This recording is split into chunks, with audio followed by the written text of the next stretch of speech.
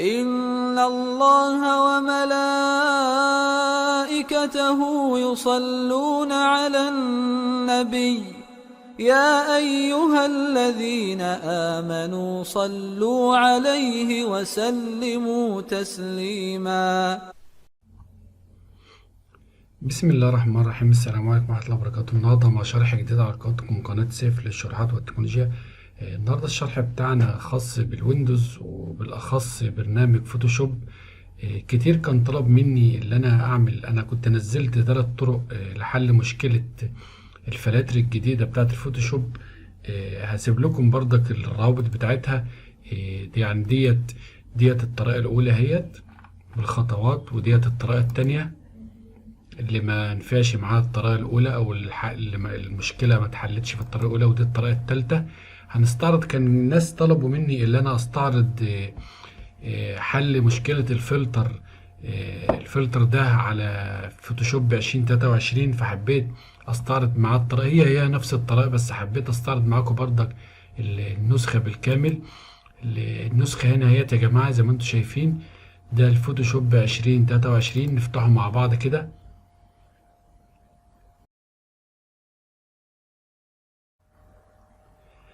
دي واجهة البرنامج نروح للفلتر كده نشوفه. زي ما انتم شايفين الفلتر مش متفعل اهوت، عندنا مش متفعل. نروح نحل المشكلة مع بعض. المشكلة كلها اللي احنا نروح نعمل تسجيل دخول على موقع ادوبي. ندخل هيلب من هنا ونعمل تسجيل دخول. ولو انت ما عندكش ايميل، ممكن اسيب لك الموقع الرسمي تعمل منه تسجيل دخول. اعمل تسجيل دخول كده.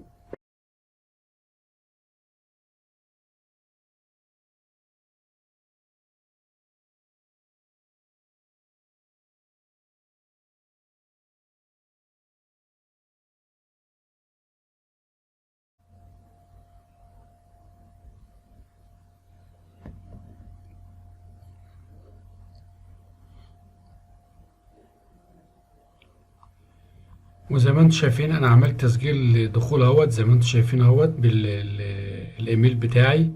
نروح كده نشوف. زي ما انتم شايفين كده ما تثبتش اهو، ما تفعلش. نروح نقفل البرنامج ونفتحه تاني كده ونشوف يتفعل ولا لا.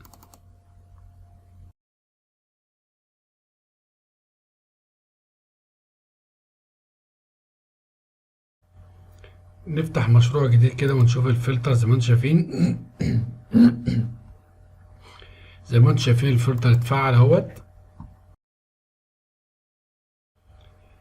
نروح نحل المشكلة التانية وهي مشكلة تحميل الفلترات. زي ما انتم شايفين اهوت، نضغط هنا.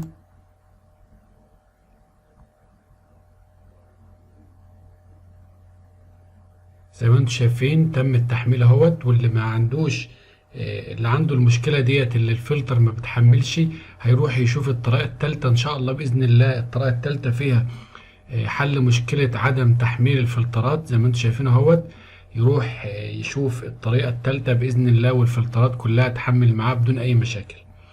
وبكده نكون احنا استعرضنا مع بعض حل المشكلة على برنامج فوتوشوب 2023. زي ما انتم شايفين، اي حد عايز اي مشكلة او اي حد قابلته مشكلة في البرنامج ممكن يكتب لي تعليق اسفل الفيديو او يراسلنا على صفحتي على الفيسبوك، وان شاء الله باذن الله هنحل معاه المشكلة. وفي اخر الفيديو اتمنى منكم الاشتراك في القناة وتفعيل زر الجرس ليصلكم كل ما جديد. والسلام عليكم ورحمة الله وبركاته.